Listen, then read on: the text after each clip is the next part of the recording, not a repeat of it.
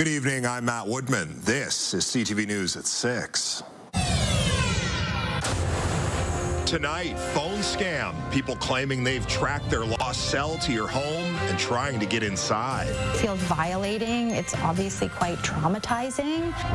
Insurance adjusters. Experts say new legislation needs to strike the right balance to lower driver premiums. It could increase premiums by up to $136 annually. And an off-season send-off. A successful Riverhawks season despite coming up short in the playoffs.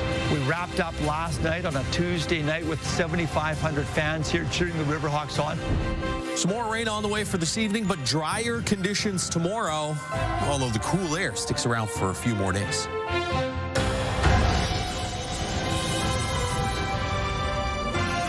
CTV Edmonton, local breaking news with Matt Woodman. Two women in St. Albert are warning others about a potential scam they were targeted with over the weekend. It's known as the lost cell phone scam. People show up and claim their lost phone is inside your house. CTV's Amanda Anderson explains. It feels violating. It's obviously quite traumatizing. I'm just really thankful, like seriously so thankful we weren't home. Saturday morning, Kendall Weir began getting notifications from her security camera about 3 women on her front lawn. They kind of go out of frame of the camera, assume they went to the door. They come back, go to their vehicle, come back, go back to the lawn. So immediately I got this like really overwhelming bad feeling. She says they claimed they lost their phone, tracked it to her house, and demanded to get inside. We don't have what you're looking for. Sorry. You have it, and I'm going to come in and get it. So then I just switched, and I said, you have 5 seconds to get off my property. I'm going to call 911.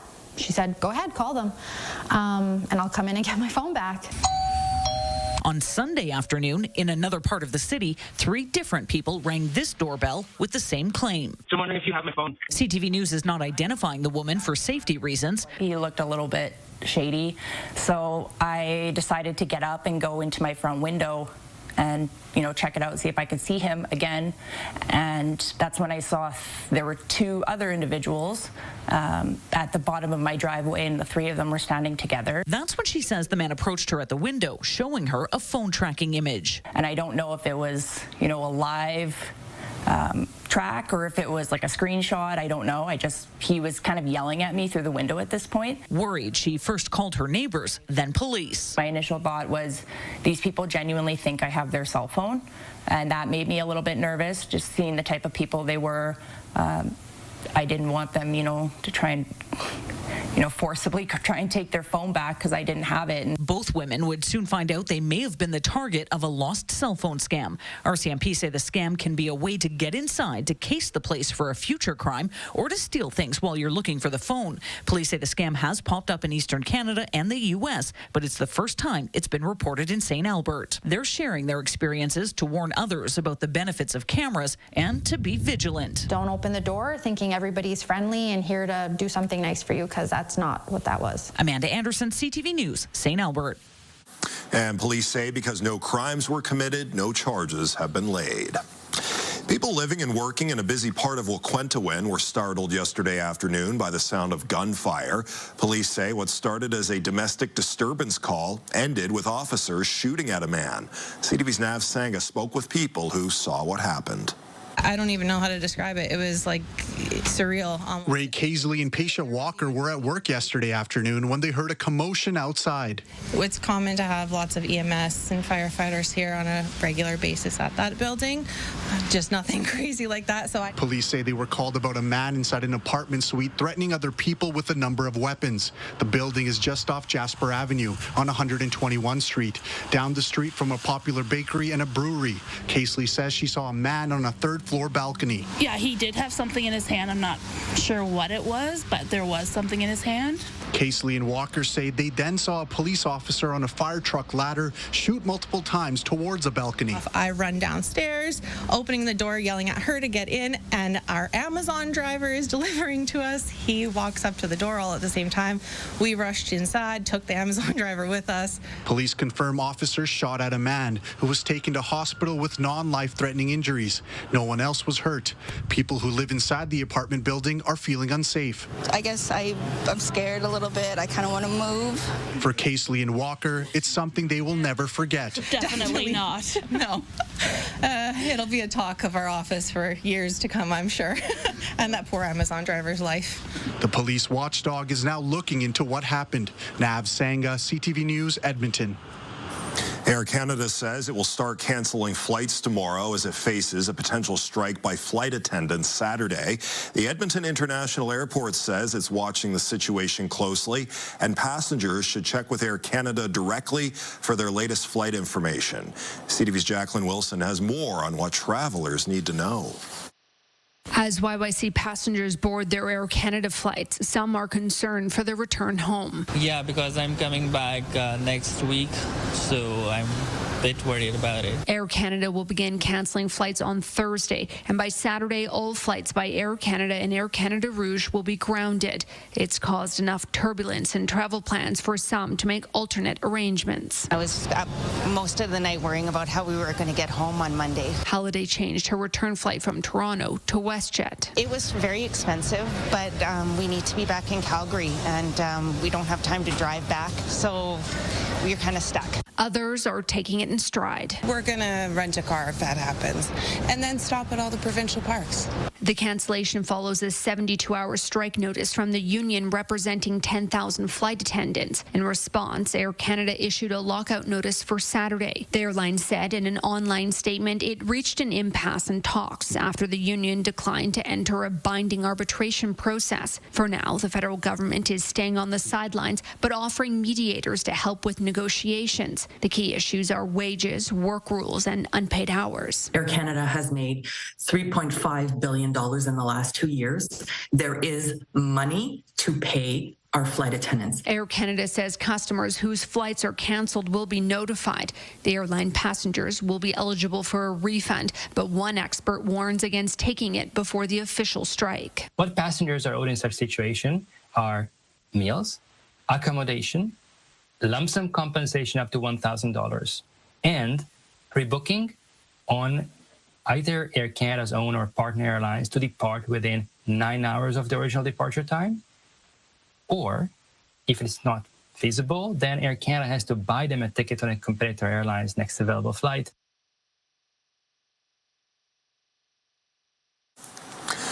New supportive housing options are closer to becoming a reality in central Edmonton's Spruce Avenue neighborhood. City Council's Executive Committee has approved the sale of land on 106th Street to nonprofit Niganan Housing Ventures for $1. The project will have a minimum of 60 units designed to support people with complex medical and social needs. The agreement would also see the city provide $5.2 million in grant funding for the project. That money is already set aside in the city's budget. Certainly these are solutions. They are proven solutions. We have a depth of evidence that shows that permanent supportive housing not only doesn't detract from a neighborhood, but has a positive ripple effect. That's in the community directly, but also at the systems level. The agreement would see Niganan enter a 40-year housing agreement with the city. It still requires council's approval. The provincial government is developing new legislation it says will lower car insurance premiums across the province. The Insurance Bureau of Canada says it remains to be seen whether the new system will actually set drivers up for success. CTV's Connor Hogg explains. It's a little high. It's probably a little bit too high, especially compared to like other provinces. The cost of car insurance is top of mind at the Collision Reporting Center on Edmonton's south side. Danny Reimer is here after being hit by another driver. He says his insurance bill doesn't reflect his driving record. My monthly insurance fees is pretty high for somebody who's been doing a good job of being safe on the roads, right? The Insurance Bureau of Canada says Albertans pay some of the highest auto insurance premiums in the country. Lowering those premiums is something the province is hoping to do with its new Care First insurance model. The province says this new model gives Albertans more money up front in the event of a crash to deal with vehicle, medical, and other costs, as opposed to funds being tied up in lawsuits. Pull out a lot of that litigation, pull out the conflict, and invest that into enhanced benefits so that consumers and those injured in collisions are able to recover much more quickly and much more fully. While the ICB's vice president says he welcomes the change, he says decreasing premiums will depend on the balance the province strikes between payouts and how much legal action is allowed. Hard to see savings at this point if we're going to have the most generous benefits as well as the greatest ability to sue of all care-based systems. But again, we're still a few months out from knowing exactly what that's going to look like. It could increase premiums by up to $136 annually, more than somewhere like Manitoba or British Columbia that doesn't include this right to sue. The Office of Treasury Board and Finance says the most significant insurance increases come from rising bodily injury claims, as well as catastrophic weather events, tariffs, and other inflationary pressures. Back at the Collision Center, Reimer says he's willing to give a new system a shot as long as it reflects his record. I think you should be rewarded a little bit for having a clear record, and I don't think we really are rewarded as much in the province of Alberta. Alberta plans to switch to the Care First model in January 2027. Connor Hogg, CTV News, Edmonton. A new blood clot removal procedure introduced earlier this year is now the standard at 3 Edmonton hospitals. It's faster and less invasive than other life-saving surgeries. As CTV's Miriam Valdez-Carletti reports, doctors and patients say it's a game changer. This is the before and after of 58-year-old David Batke's lungs, thanks to a new minimally invasive blood clot removal procedure. You can see all those clots, all those areas that were previously full of something are now nice and clear. After Batke had difficulty breathing after back surgery, he was diagnosed with a pulmonary embolism. Doctors offered him 2 choices, open heart surgery or the new procedure. So when you look at the two, they're not even, it's a no-brainer. This is the one. By using a continuous X-ray, doctors are able to feed a catheter through a vein and eventually to the lung, where the clots are removed. Patients are kept under mild sedation. The surgery lasts about 1 to 2 hours. Now we're able to offer something so different that we've never been able to offer before. It's a less invasive option and a better choice for patients like Batke who can't take blood clot medication. These patients can have this procedure done because there's no medication given and it just removes the clot itself. So it's really meeting a big unmet need overall. Batke calls the procedure a game changer for his recovery. I was 100% back to normal within a week, where if I went the open heart surgery route, I might have been off work for months. But with this, we can get right up into the clot and take everything. So our results are pretty much the same without all the risks of an open surgery. Something Alberta Health Services says can help reduce emergency wait times and increase access to other surgeries. These patients are getting better quickly. We're getting them out of hospital and back to their lives, and I think that's a huge advantage. The procedure is available at Royal Alexandra, University of Alberta, and the Edmonton Stollery Children's Hospital. Miriam Valdez-Carletti, CTV News, Edmonton. The Edmonton Riverhawks are cleaning out their lockers today after being eliminated from the West Coast League playoffs. While they obviously wanted to win it all, there's still a lot to celebrate this season. CTV's Merrick DeCash has more. And the pitch. Mounts the ball down to third. Kirkpatrick with it. Sidearms across the diamond, and that will do it. It's not the ending the Riverhawks and their fans were looking for, losing to the Bellingham Bells 5-2. We wrapped up last night on a Tuesday night with 7,500 fans here cheering the Riverhawks on. Unfortunately, it didn't pan out the way we had hoped, but we still had a great time sending the team off into the offseason. Despite falling short of reaching the championship game, the Riverhawks broke the West Coast League attendance record for a 3rd straight season. It's crazy just looking up after pitching and seeing 8,000 people. It's unreal. The Riverhawks are drawing more fans than some minor league teams affiliated with Major League Baseball. Congestion on the concourse and long wait times for food have been common issues raised by fans this year. There are some things that we need to do to enhance that fan experience even more. We want to talk to the city about park and rides. We want to talk about our kitchen facilities and how we can improve them to decrease those food and beverage lineups rather than seeing them increase. While the lines may be increasing, the prices for tickets will stay the same. One of our calling cards is affordability and accessibility. So we want to keep it affordable and accessible for everybody. So the $20 grandstand ticket is sacred. That's going to be there no matter what. Jake Lanferman is in his 3rd season managing the Riverhawks. He thinks the buzz around the team could generate some interest from Major League affiliates. Down the road, it's definitely a possibility. I think we've seen it in the early 90s, and it's something that could possibly come back. The Riverhawks have had conversations about joining a new league, but nothing appears to be in the works for next season. Merrick Takash, CTV News, Edmonton. A local artist is breathing new life into an alley on White Avenue. A new mural is refreshing the look of Spurline Alley, previously known as Rainbow Road.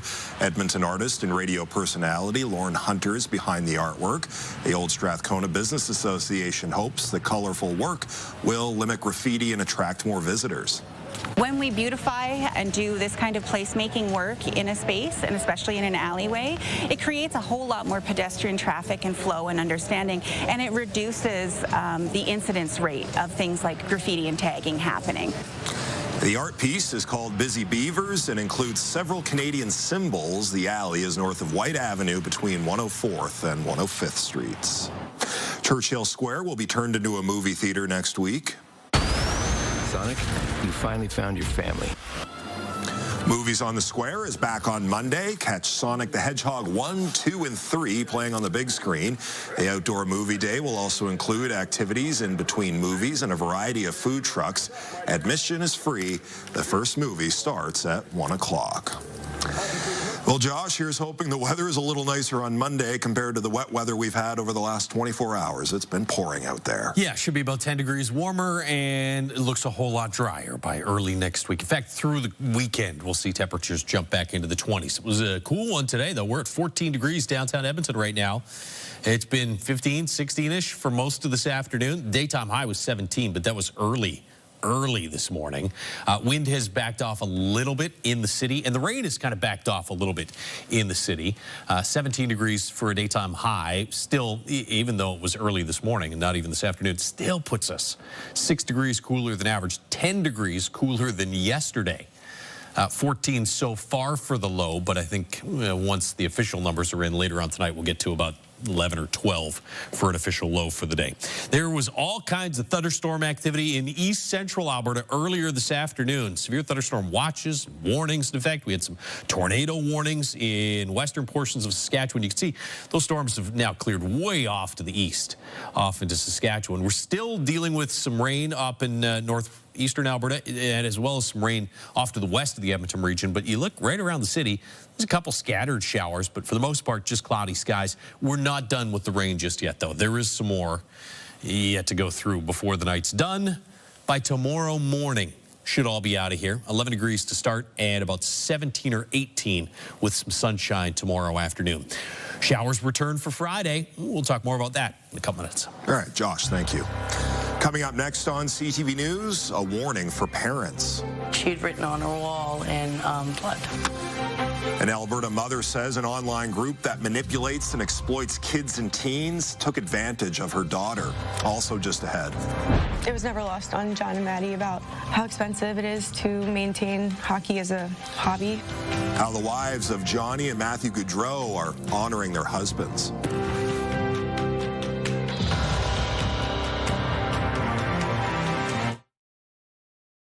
Hey, what's up, everybody? It's Peter Cash and Jenna Winterburn from 104.9 Virgin Radio, and we need your help to send some kids back to school with some fresh new kicks. That is right. Join us right here at Kingsway Mall on Saturday, August 16th, as we collect new shoes in support of Cara Family Resources Center's Kicks for Kids campaign. Now, we're going to be here from noon to 4. Drop off a new unused pair of shoes and help us walk towards a brighter future, one step at a time.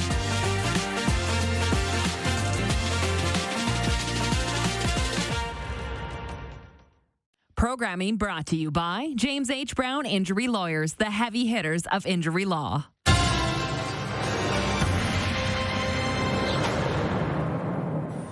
A mother in Alberta has a warning for parents tonight about an online extremist network she says targeted her teenage daughter. The group, known as 764, lures vulnerable kids and teens online to manipulate and exploit them. CTV's Terry Fikowski has the details. This quiet rural community is the last place you'd expect a child to be targeted by a violent international extremist network, but that's the living nightmare unfolding for the mother of a 14-year-old girl in small-town central Alberta. CTV is not identifying her or the family's location for their safety. She locks herself in her room. She doesn't want to associate with anyone in the home. Her daughter struggled with her mental health for years, but things escalated to a frightening tipping point roughly a year ago. She'd written on her wall in blood. She had cut herself here and carved on her legs. She also discovered disturbing sexually exploitive pictures and conversations on her phone with a member of 764, an ideologically motivated child exploitation enterprise formed in 2021, named after the founder's zip code in Texas. The founder of the group, who was just 15 at the time, is now serving an 80-year prison sentence, and the FBI has charged other alleged leaders. A few teens have been charged here in Canada, but the RCMP says 764 operates under a number of different aliases, making it hard to pin down and remains a serious threat. It is a combination of neo-Nazism, Satanism, and self-harm. They also call it accelerationism, which means basically trying to get to the point where it's anarchy. Members use encrypted platforms like the instant messaging service Discord. They also use popular online games Roblox and Minecraft to recruit youth. The most disturbing stuff that you can imagine. Not only are they getting kids to self-harm, but they're also convincing their kids to, kill and mutilate animals, family pets, abuse siblings. She's told me she'll stab me in my sleep. Desperate to protect her family, this mother took away her daughter's phone and devices, only to learn she was still accessing the platforms at school, and says seeking support from the school board, healthcare system, and police has been an exhausting uphill battle. She doesn't think I care, but I'm doing this all because I love her. Nobody has been charged, but she's not giving up. Terry Fikowski, CTV News in Central Alberta. Nearly 1 year after Johnny and Matthew Gaudreau were killed by a suspected drunk driver, the Hockey brothers' widows are launching a foundation in their honor. It was never lost on John and Maddie about how expensive it is to maintain hockey as a hobby, especially you have to start so young. Speaking on Good Morning America, Madeline and Meredith Gaudreau launched the John and Matthew Gaudreau Foundation. Its goal is to help cover costs for hockey families and people facing tragedy, as well as people affected by drunk driving. The Gaudreau brothers were struck and killed while riding their bikes in New Jersey.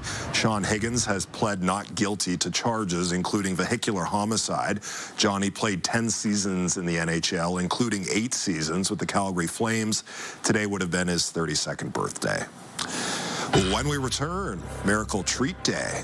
This is really a celebration day for that. How you can support sick kids with a sweet treat this week. Looks like a much nicer day for a blizzard tomorrow. Sunshine comes back out tomorrow afternoon, although temperatures will stay on the cool side. We'll look at your forecast right after the break. Programming brought to you by Century Casino. 3 great locations: Edmonton, St. Albert, and Century Mile. Programming brought to you by Southview Acura. For family-owned, award-winning excellence, Southview Acura, where luxury meets reality.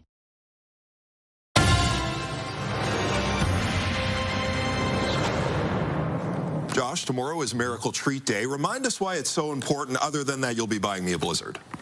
No, right? I think I bought last year. It's your year to buy this year. All right. So that's tomorrow. Today was actually one of my favorite days when I get to go down to the Stollery, hang out with some of the kids, and enjoy some blizzards. Check it out.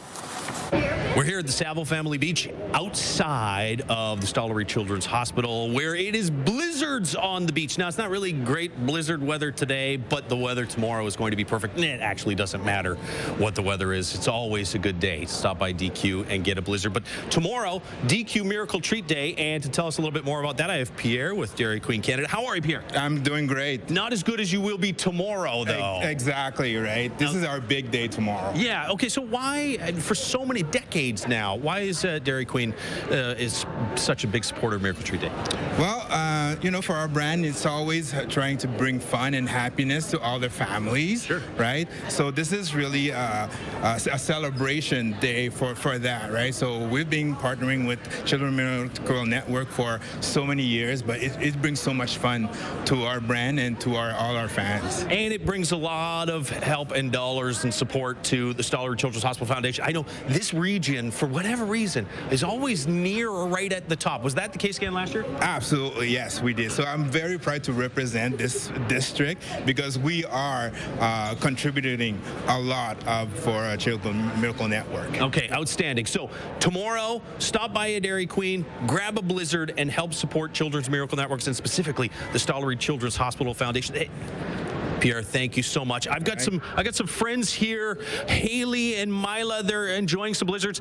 How is that blizzard? Good. Yes? What about this? Is this the best blizzard you've ever had? No, but tomorrow's blizzard is the best you're ever going to have.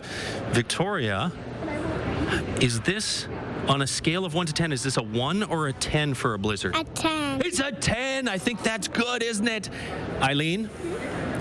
Do you think people should go get blizzards and help support the Stollery tomorrow? Obvi. Obvi. Oh, does obvi mean yes? I'm old. I don't know that slang. I don't know. Yeah. Okay. I think it does. So obvi, you got to stop by a Dairy Queen tomorrow, grab a blizzard, help support the Stollery.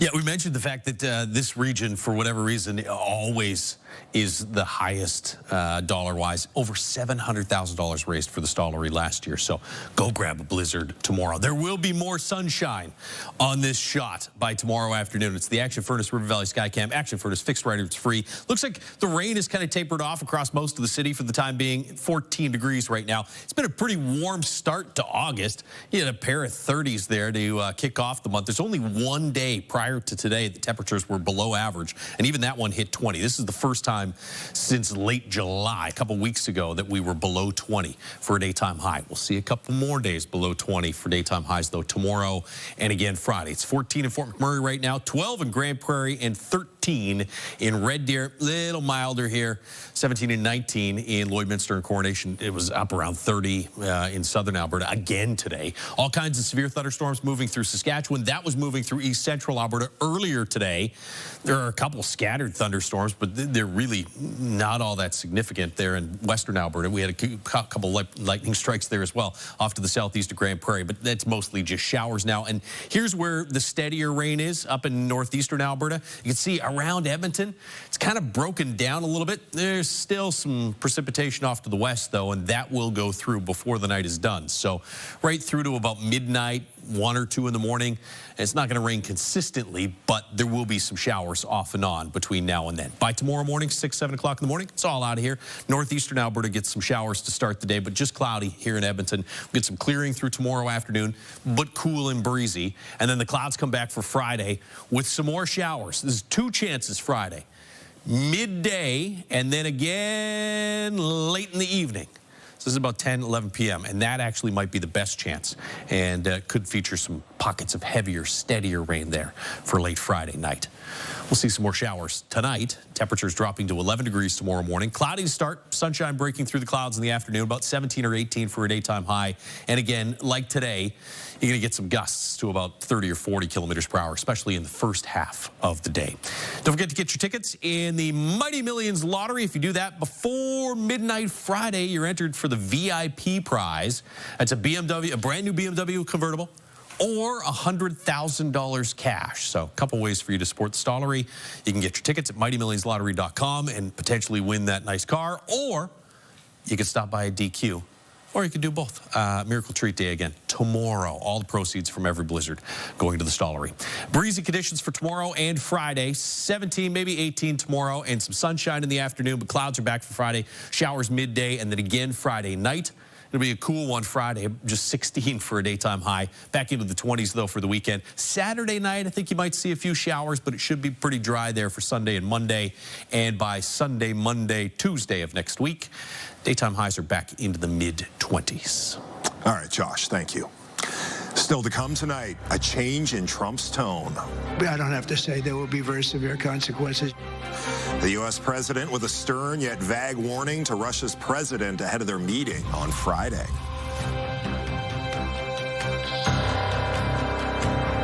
Programming brought to you by James H. Brown Injury Lawyers, the heavy hitters of injury law. Help make history this summer with the world's largest egg and spoon race, August 30th in Vegreville. Registration is now open.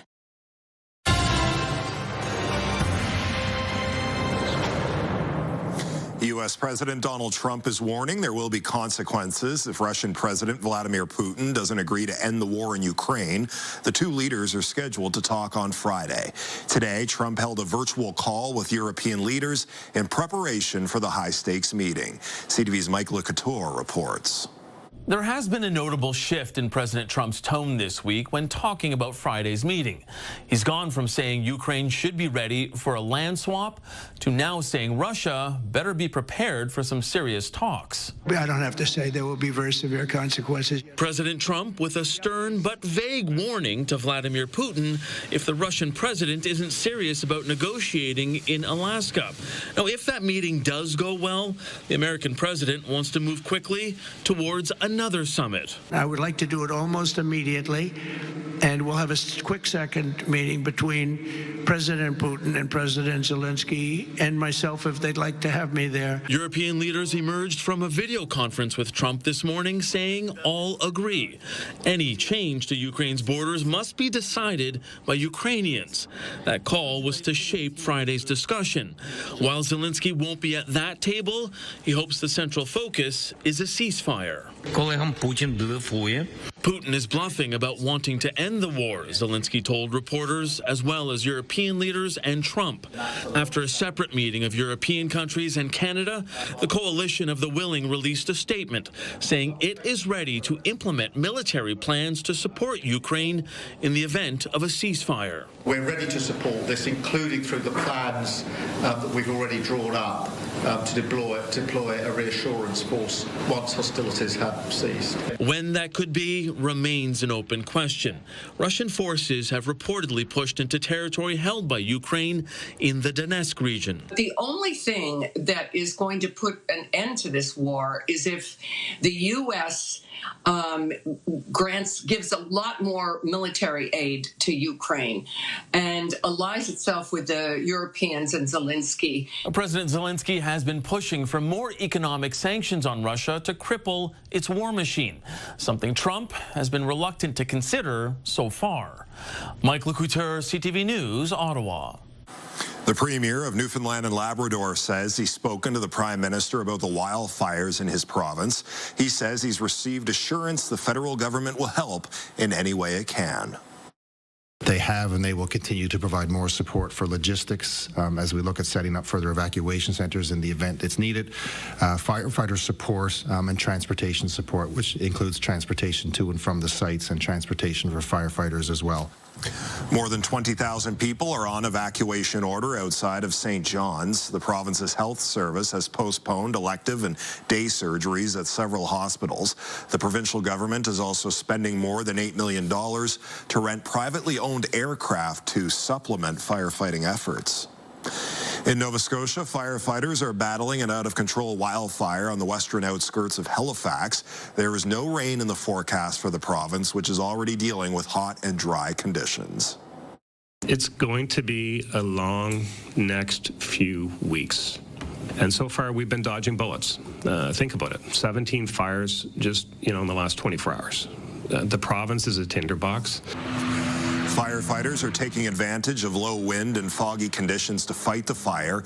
There is still no threat to the people in Halifax or any structures.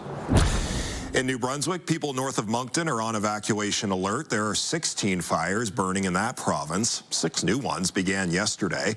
The Premier says crews are putting them out quickly, although conditions are being made worse by extremely hot weather. Port Alberni has declared a state of emergency as wildfire threatens the Vancouver Island community. Fueled by drought and high winds, the fire grew by more than 30% in one day. The city is under an evacuation alert, and a nearby campground has already been evacuated. People in Juneau, Alaska are being urged to evacuate due to the possibility of flooding from a potential glacier outburst. Please stay away from the river. Being near the river just presents inherent danger. Water levels of glacial lakes have been rising over the past 2 months. The water is usually dammed by the Mendenhall Glacier.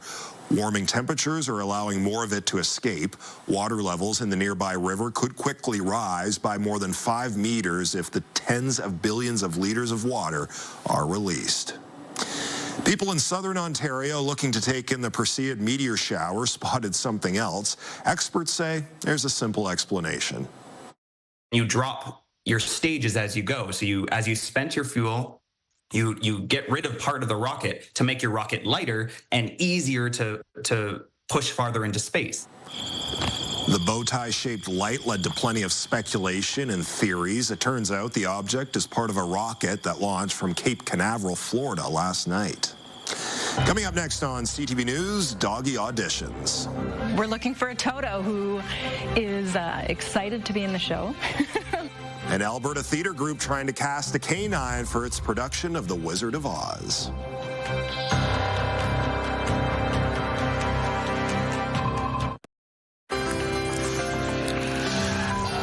Here's a look at the markets for this Wednesday evening. The Canadian dollar is up, still sitting just above 72 cents U.S. Oil dropped by 52 cents. Gold increased by $9.30. The TSX also up today, 72 points. The Dow Jones up 463 points. The union representing Canada Post workers and the Crown Corporation will resume contract talks this week. The union says it has agreed to meet with Canada Post on Friday and Monday.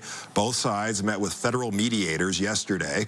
Postal workers rejected the company's most recent offer in a government-mandated vote. Negotiations have been going on for more than a year and a half now. The union says a national overtime ban remains in effect. An increase of bear sightings has prompted Alberta Parks to issue a warning for all of Kananaskis Country and the Bow Valley. They're all over the place, black bears and grizzly bears. A team of experts has been deployed to teach people and tourists how to be safe. Parks officials say bears are easy to surprise when they're eating, and they're reluctant to move away from food. That means making noise, traveling in groups, carrying bear spray, and keeping your pets on a leash. The spike in bear sightings is said to be caused by a great berry crop this year thanks to ideal weather. An American badger is back in the wild after 3 months of rehab at an Alberta wildlife rescue. The badger was recovered after a passerby discovered the young animal in a ditch near Vulcan near its dead mother.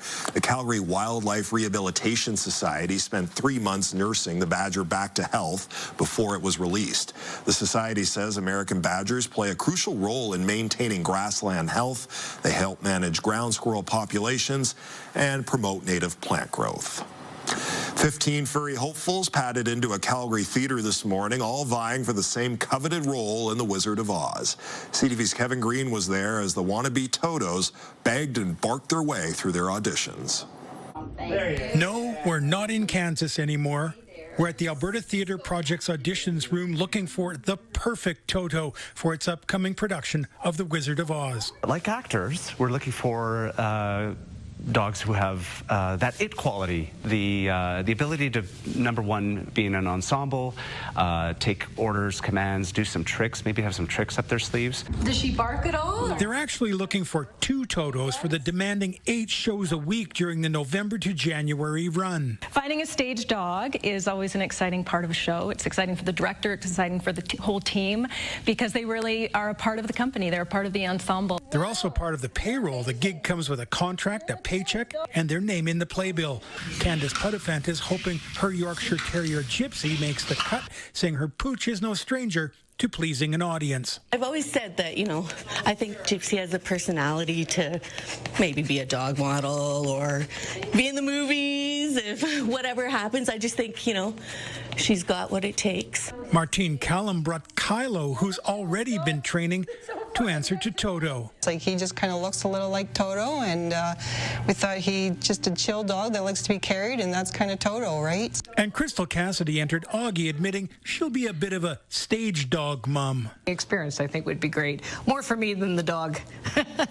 Stage performances of The Wizard of Oz often use puppets instead of real dogs because canines sometimes go off script. I think a dog might be unpredictable, and I don't think that's a bad thing. And they can upstage their human co-stars. Dogs have a way of taking all the attention just because they're cute and adorable. The dogs vying to steal the show, and of course their human handlers, find out their fate in the next couple of days.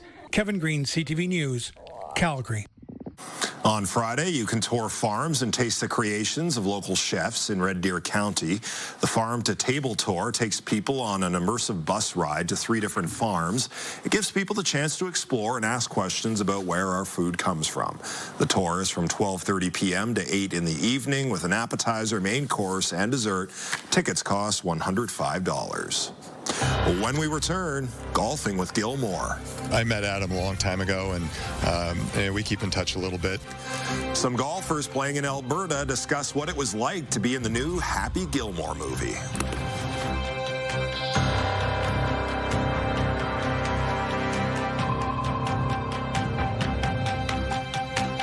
We've got another great night of entertainment coming up right here on CTV.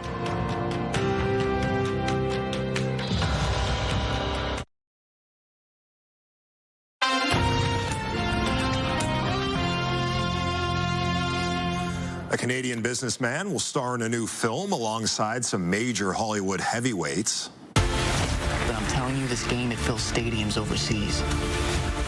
And it's only a matter of time before I'm staring at you from the cover of a Wheaties box. Shark Tank star Kevin O'Leary appears in the new trailer for A24's Marty Supreme, along with Oscar nominee Timothée Chalamet and Oscar winner Gwyneth Paltrow. The movie follows a man dreaming of becoming a ping pong star. O'Leary has appeared as a guest star in roles on shows, including Grace and Frankie and The Neighbors. According to Internet Movie Database, this will be his first feature film. Adam Sandler's Happy Gilmore sequel featured a lot of cameos, including PGA champions. Now, some of those players are in Alberta sharing what it was like working as a movie star. CTV's Glenn Campbell has more on their experience. This week, Corey Pavin will tee it up in his 9th charity classic at the Canyon Meadows Golf and Country Club. While golf is still a priority for the 1995 U.S. Open winner, he's also dabbled in acting. His latest role was in Happy Gilmore 2. You can always shank one. I met Adam a long time ago, and we keep in touch a little bit. And a good friend of ours works for Netflix, and he kind of ran the show and made sure that I was involved in it as well. More than 20 current and former stars of the PGA Tour made an appearance in Happy Gilmore 2. Pavin says it was a long day of filming the clubhouse scene, but it gave him time to brush up on his acting skills. They do so many takes that you can't screw it up. So, eventually you kind of relax and you just say your lines and do it. Happy Gilmore 2 is a hit on Netflix, and it's been a hit for golf as well. You get to know the players outside of the ropes. These guys get to have a little fun with it and some humor behind it, because most times when they're on the golf course, they're very stoic, right? But the Happy Gilmore is anything but that. So I love seeing it. I think it's great for the game of golf. Pavin's not sure if this will be his last film, but it's nice to say he has fame away from the fairways. But it's fun to be in a movie. It's nice to say it, that I've been in 2 movies now. So I'm a bona fide movie star. On Tuesday, we saw former champs Ken Tanagawa and Ken Duke try the Happy Gilmore swing. Pavin is now 65 and says, not a chance he's trying. No, I'm too old to try that. I'm afraid to. I might break something. Whoa! The club went further than the ball. I would love to see one of those guys actually try the Happy Gilmore swing during a round of golf. That'd be impressive. You know what? I think they could pull it off. 11 degrees tomorrow morning, 17 tomorrow afternoon. We'll start the day with some clouds and then get some clearing through the afternoon. A little breezy as well.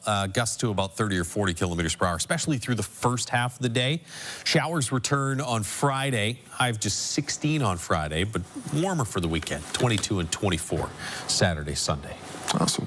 All right, Josh, thanks very much. That's our show for this evening. For news anytime, visit our website, ctvnewsedmonton.ca. Have a great night.